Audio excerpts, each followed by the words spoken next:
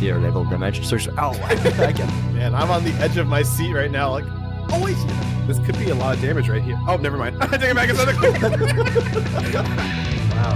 Vortex kick. Vortex kick. Arch is And down. killing that Bart. Gotta be game. Oh, Wow. wow, that's game. Good evening, everybody, and welcome to Week 1, Season 2, Wood of Blind Enthusiast League, Charming Division, featuring myself and Itomanpr. We're not big on the intros, we're going to get right into it, so let's start these fights.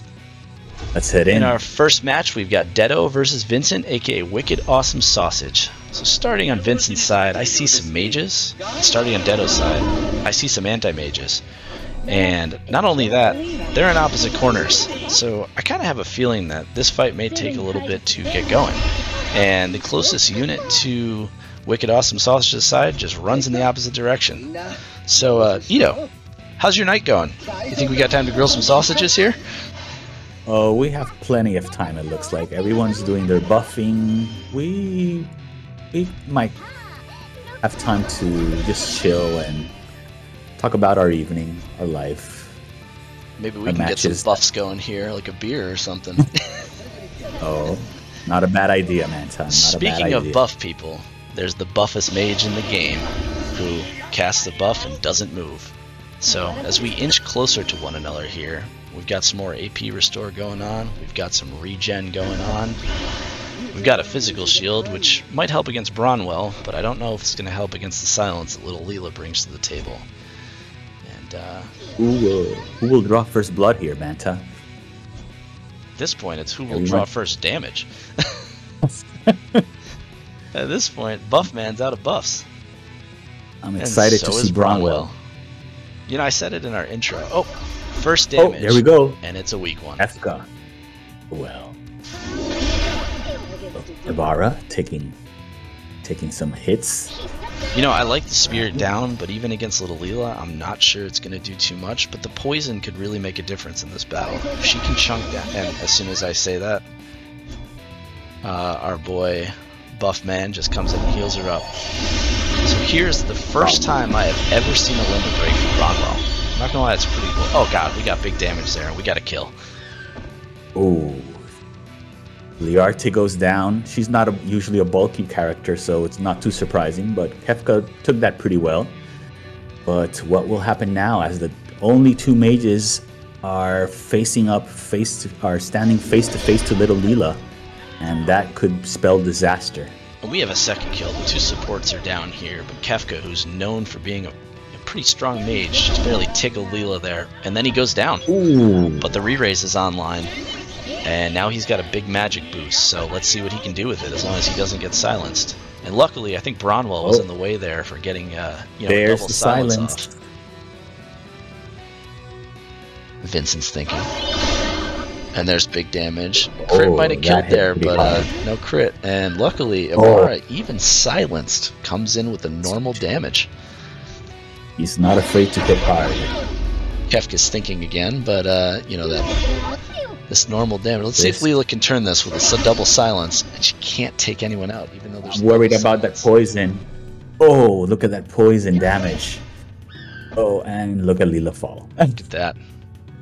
You know, I gotta say, I'm a little surprised that Vincent, aka WickedAwesomeSausage, took that battle. When I saw that Little Leela to start, and nothing really to tank the damage from Bronwell. Again, I'm not really too familiar with Bronwell, but I thought that Little Leela was just going to get a double silence off, and that would be the end of the battle. But that poison really did come into play long term.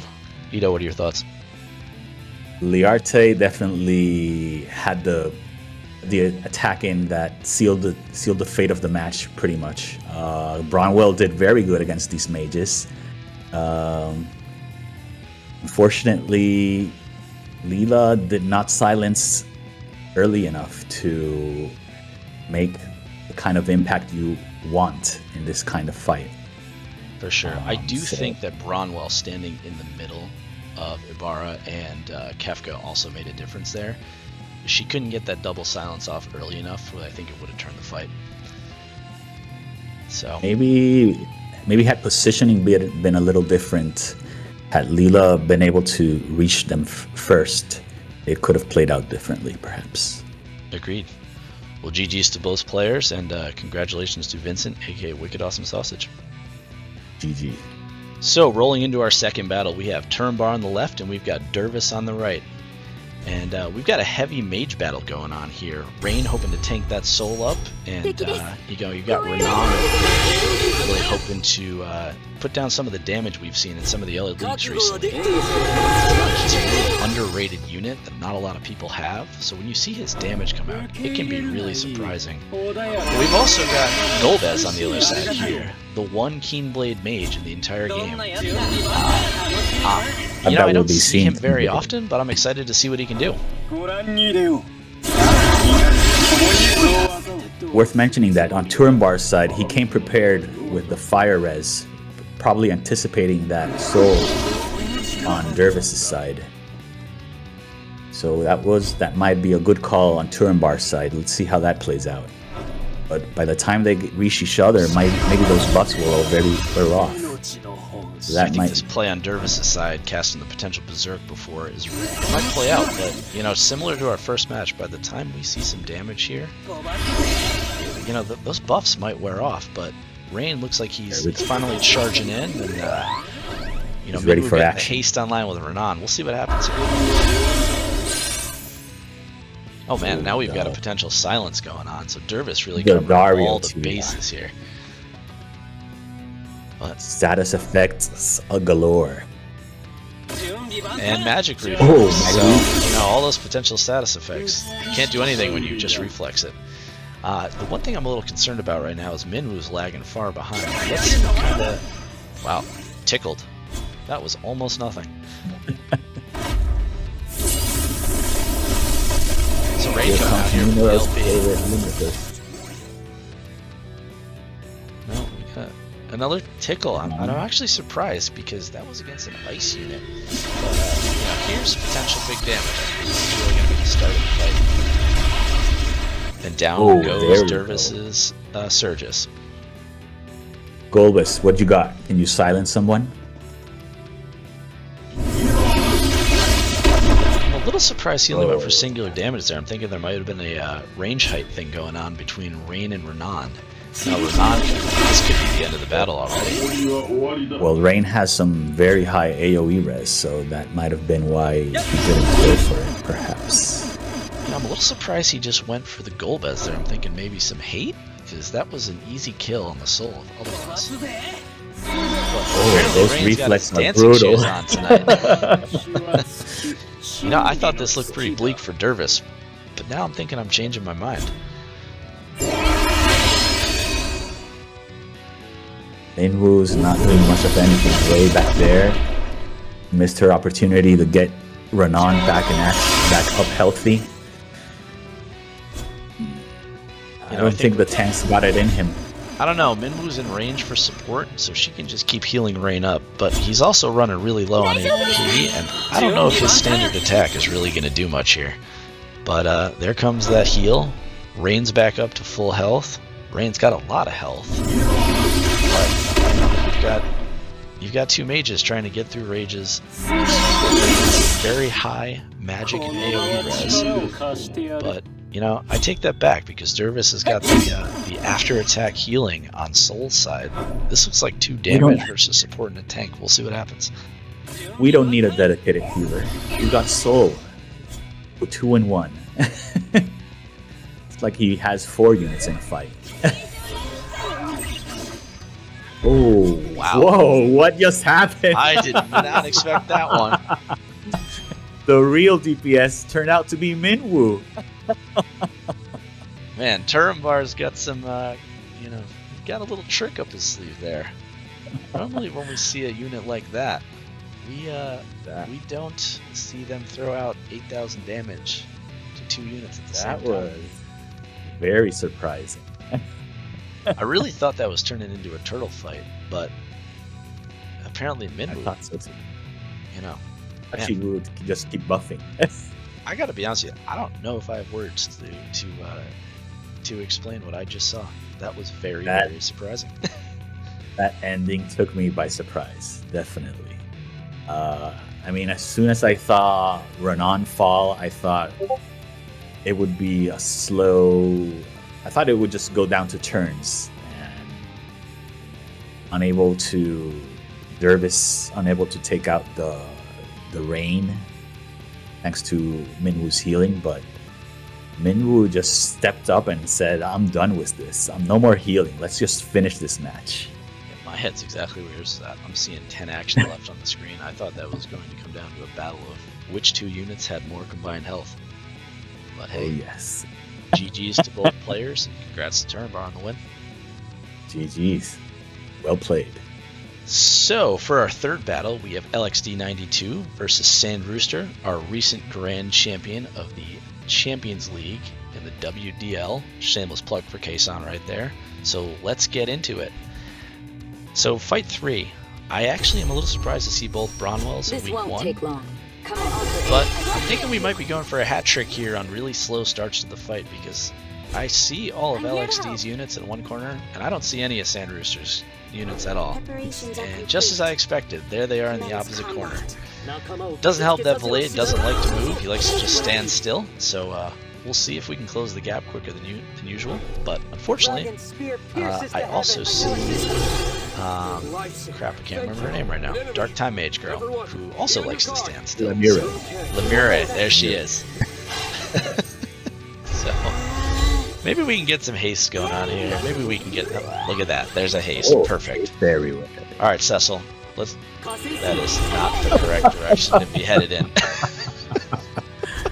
Seems to be a recurring theme tonight. A lot of buffing going on in each corner. I'm excited to see Cecil and Bronwell. Both are units you don't see very often, so let's hope we have an exciting match ahead of us. You know, I remember when Oberon came out and I was a Wind main. I hated seeing Oberon, and I'm glad I don't see him much anymore. But there's a little bit of nostalgia going on here, because I'm kind of happy to see him again. But I would also really like to see some action pretty soon. That would be kind of cool too. Because for the third time in a row, we've got units that are just walking without buffing. So I feel like at this point I might have to edit in some Jeopardy music, because Oh no. this might go to turns like- with no damage. Oh, It's like an good job, Bronwell. Head the right direction. Step forward. Filthy. I'm Show so us the glad way. she didn't run backwards and buff. Oh, we're shifting to quickens now. Are we We're in going to see range? some action. We are not. Oh, At this who point, I will almost go give first? up. Talk about growing What's the action? pains. Our growing pains is going to be on filler audio. Here we go. First damage. All right, it's all you. Finally, Bronwell gets started. Now Cecil gets the shame. Oh, not very impressive, Cecil. Not good. You know, I'm actually surprised we got to revitalize there, because I figured he'd be at full AP already. But look at that, a quicken. We might actually chain up a kill here. Never mind. Yeah. Never. Not even with a quicken can Cecil land a kill. Might just be missing some important penetrations. You don't know, this is an LB I haven't seen in a Oh! while. Thank you Now, for major damage. That's damage. That's damage. I have no idea Let what me that's. show you how you do. Let me show you how you do damage, Cecil. Just what I need. Right. You know, Lemure has casted multiple hastes at this point, and honestly, with the damage coming out from Killfay, I'm not sure it's going to matter. But Bronwell having regen is definitely going to help. Let's see if that's pretty good damage. Oh, there we go. Unfortunately, Now we she have- didn't hit the courage. Oberon's coming in. Alright, can you heal the Bronwell? Oh, Bronwell's healthy. Never mind. Well, Valade, I'm not sure that shell's going to do much. You might want to get in the action here and provide some support, because Oh! Bronwell's got some damage. And a quicken. This Uh-oh. could be a double. And this could seal it. An AP is not an issue. Oh! That is a double. So at this I point, thought- I think we just got to get in range and we got to get a kill. Full life.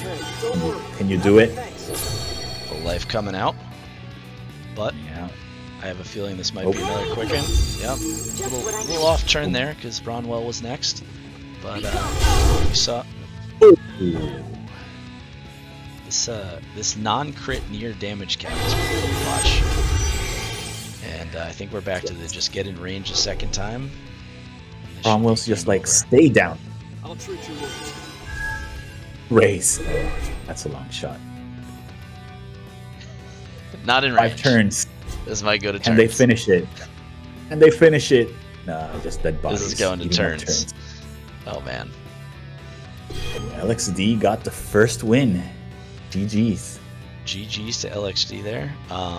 You know, I really thought after that first damage from Kilfei, we were going to see, you know, a one-sided affair from our friend Sandrooster over there, but I'm a little surprised with what LXD was packing. I mean, we had an eternity of buffing, slow start yet again, and then we had some real action for a while there, kind of longer than I expected. I think half the fight was buffing and just getting to each other. And just like you, I thought Kilfei would be able to sweep it. When I saw those numbers on Cecil, well, I thought Kilfei might stand a chance that no one else would be needed. But Oberon was not able to deliver good damage on Bronwell, and Bronwell plus the quickening from Lemure was able to just obliterate Sandrooster's Earth units. Yeah, I'm with you there. I thought Kilfei was going to take that match over by herself, and it's really... I'm surprised with the outcome. I mean, just like the first fight we witnessed, you thought it was going to be a one-sided affair, and the match went in the opposite direction. So, GG's to both players, and congratulations to LXD92 on his first win. Well fought. So for our fourth fight, we have my casting mate Itomanpr versus Snatcher. So I'll let him take the lead on this one. Let's get into it. All right. So I brought in Time for a party. my Curry, Whisper, and Halloween Lucia. Probably expecting... I was expecting the Jaden, as we see on the other side, but honestly was kind of surprised to see the Celis. So I wasn't sure how that would go for me. But, you know, just regardless, I have Whisper buffing up my magic resist and spirit, so hopefully that'll help me take some hits from Jaden. I was excited to see what this Tyrell can do. Considering he's unable to use Keenblade, I'm intrigued to see what possibilities he has in this kind of format. I mean, me personally, I think he's the worst unit in the game. He's also annoying in the story, so I'm not very excited to see what he can do. But I'm actually a little surprised that Curry didn't just go shoot across the entire map on his first turn, which probably works in your favor, because it allowed him to gain some AP and buff himself. But I'm also intrigued to see what happens when Celis and Halloween Lucia face off, because if I remember correctly, she's got a spell or two that's non-reflectable and that can bypass Runic. But we know how much of a magic sponge that Celis can be. So, you know, I'm curious to see what happens. I'm also wondering if, you know, Curry can get the Frostbite off on Jaden, who, for a mage or for a magic-based character, also has just pretty bad AP management. But it doesn't help when Celis magic reflexes. Yep. There's Tyrell just hastening in his immobilized spot, not being able to do much. And here Whispers Limit Burst, another uncommon sight. Considering her cost though, we're probably going to be seeing her a lot in this format in WbL. Wow, soaking up the damage pretty well from Curry. That's not usually his forte. Right, I prepared for some Fierce Rest, so I was pretty happy with those numbers that he wasn't one shot at least. For sure. I'm worried that he hasn't landed the frostbite on Jaden though. Yes, indeed. That could be bad for me, or so I thought. So let's see. I mean, he's Halloween pretty bad Lucia, against what's it got? Magic, if I remember. So this could be a game changer. And yep, I'm thinking that's in the realm of game changer. That was a lot of damage on both units. And now Celis is Frostbite, which I'm not sure is really going to make a huge difference because she's really there to take up damage. But I like your chances right now with Halloween Lucia against this Jaden.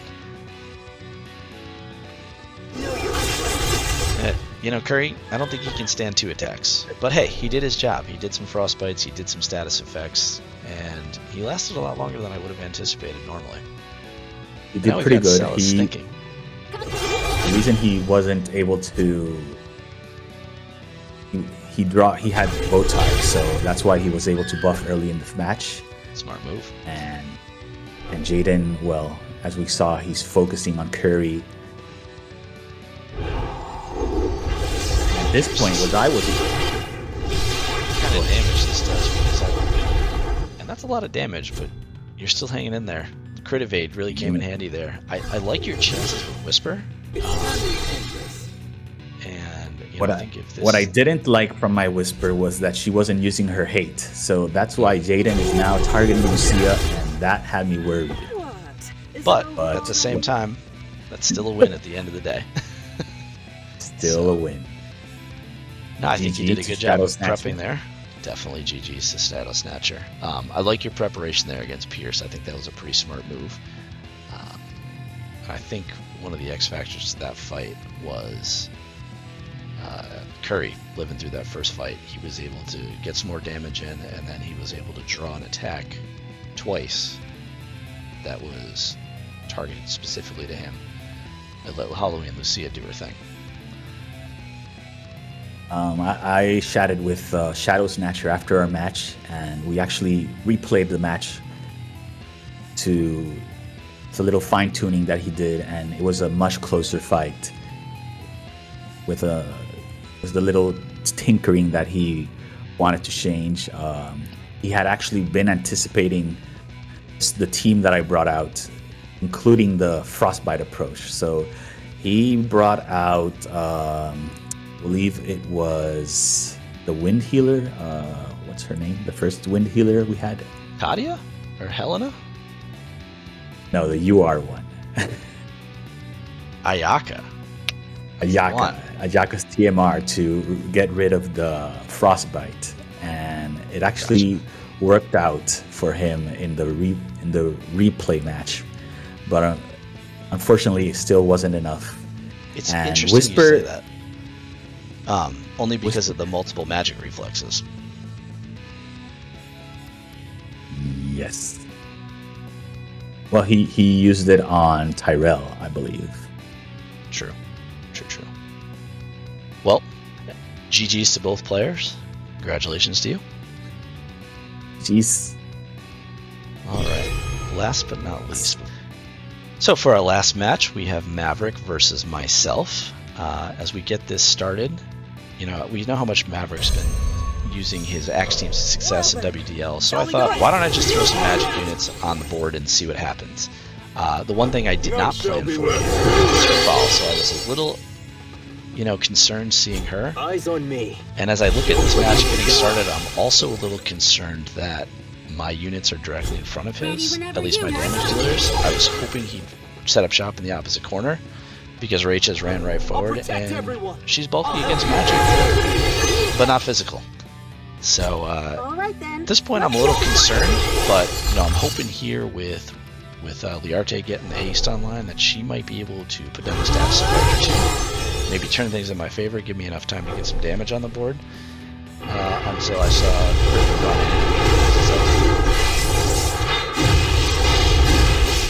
in. So the crit evasion's online, but it's still pretty big damage on Rachel's, who doesn't have a lot of HP. And at this point, I'm a little concerned that next hit she's going down. Oh, dodge from a Grifford. That's not a good sign. He's not even the dodgiest one. The Arte, at least, is known for being very accurate, so maybe she can land some clutch status effects. But you know, that's really the hope on my side, is that she can hit everyone and live through an attack here. But losing Rachel this early in the fight has me a little concerned that this one's not going to go my way. Especially when I built more for bulkiness than I did for accuracy. So I'm hoping maybe that bulkiness that Howlett might help. But when Rafale's got her dancing shoes on, it doesn't really help me. So there's the damage on the bright side from Liarte, but you know, she's going down in one hit. Oh no. It's not the first Liarte we see fall down. Unfortunate. You know, on the bright side here, like I said, Howlett's been soaking up some damage, and they're grouping up, and I put the Blood Sword on him, kind of anticipating I might need some pullbacks. Problem is, it's 3v1, and there's not much I can do to counter it. So, but who knows? Stranger things have happened. Oh, that's so close. I believe they call that hanging on by a thread. That thread's getting thinner and thinner each time. And it's getting cut by that knife. So I had the opportunity to talk with Maverick after the battle, and it was kind of funny because he said he prepped for the fist team, saw the big magic stat, and goes, "Oh shit, I've got nothing against magic." And I said, "I prepared for the defensive side. I didn't prepare with accuracy." So as soon as I saw your Rafale, I knew I was kind of screwed. But, you know, at the end of the day, I got to give him props. It was a great battle on his side, and kudos to him for the win. Yeah, it was rather unfortunate that the accuracy just wasn't there. I mean, when you started to see even the Grifford dodging, it would give you kind of an idea that it would be pretty bleak when they came across a fall. So the fact that Liarte wasn't able to land any good status effects either probably didn't help much. And Raish's forte is mostly for magic units with her magic barrier, so she was out of her element. Maverick came in with that oceanic protection, so he was half ready for, you know, at least one of your carries. Yep. So yeah, it was an uphill climb for you, and Howlett put up a good fight, you know, at the end there, but unfortunately he wasn't able to 1v3 everyone else. Yeah, I'm actually pretty impressed with how long he lived through that fight, because using him in other game modes and previously in PvP, I haven't really seen him be the most bulky unit, but you know, he really impressed me there. So we'll see if he comes out again the rest of the season. But with that being said, that's going to be it for us this week. Thank you to everyone who tuned in. Hope to see you guys next week, and have a good one. See you next time.